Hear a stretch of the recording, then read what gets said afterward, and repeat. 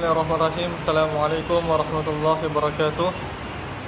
Hey guys, today I want to tell you about modals, necessity, and suggestion. Modals adalah kata kerja yang menyatakan kesanggupan untuk melakukan sesuatu. Modals biasanya menggunakan kata must, need to, have to, don't have to. For example, you must have handphone. Kemudian suggestion. Suggestion adalah saran atau masukan. Biasanya menggunakan kata would, better, should, and should not. For example, you should make a copy your password. Okay, the next material about simple past tense. Simple past tense adalah kalimat tenses yang digunakan untuk kejadian di masa lampau. Dalam simple past terbagi menjadi dua jenis kata kerja, regular verb and irregular verb. Regular verb ditambahkan ed di belakang kata kerja bentuk pertama. For example, stay menjadi stayed, punch menjadi punched, play menjadi played.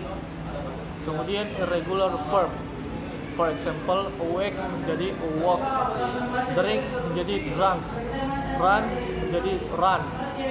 Kemudian contoh kalimat positif. Rumusnya subject plus verb to plus object. For example, Dimas went to Bali yesterday. Dimas sebagai subjek, went sebagai verb to, and Bali sebagai objek, and yesterday sebagai simple past. Kemudian kalimat negatif. Kalimat negatif di sini subjek, rumusnya subjek plus did not plus verb 1. For example, I did not sleep well last night.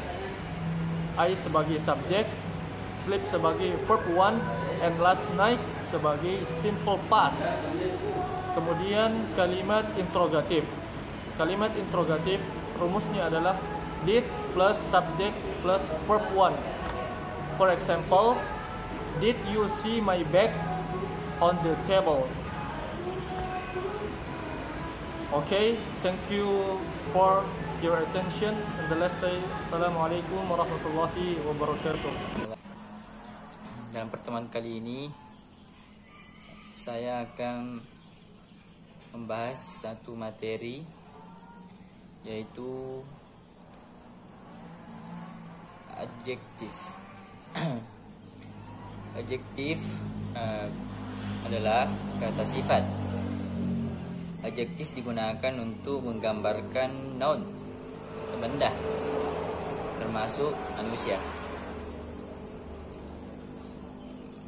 Adjektif kata sifat is berpasangan dengan to be, is, or. Contohnya, he is keen.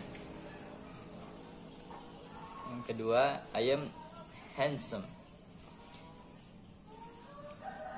Adjektif kata sifat juga digunakan untuk menggambarkan noun, kata benda. Contoh, she has a pointed nose.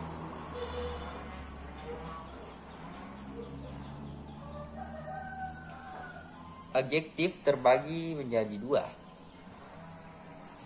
Adjektif yang digunakan untuk menggambarkan perilaku dan adjektif untuk menggambarkan rupa wajah. Kata sifat kepribadian digunakan untuk menggambarkan perilaku atau sikap seseorang. Ini berkaitan dengan properti abstrak masyarakat. Secara umum, dalam mendeskripsikan kepribadian seseorang, rumusnya dapat berupa subjek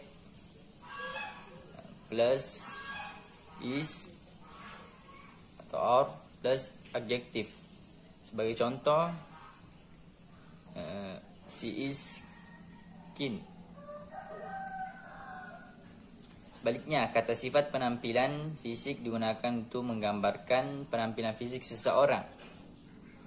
Ini berkaitan dengan properti beton masyarakat. Secara umum, dalam mendeskripsikan penampilan fisik seseorang, dapat menggunakan rumus subjek plus have has plus adjektif. Contoh, she has a round face. Itulah tadi beberapa materi yang bisa saya sampaikan. Mudah-mudahan bermanfaat. Assalamualaikum warahmatullahi wabarakatuh.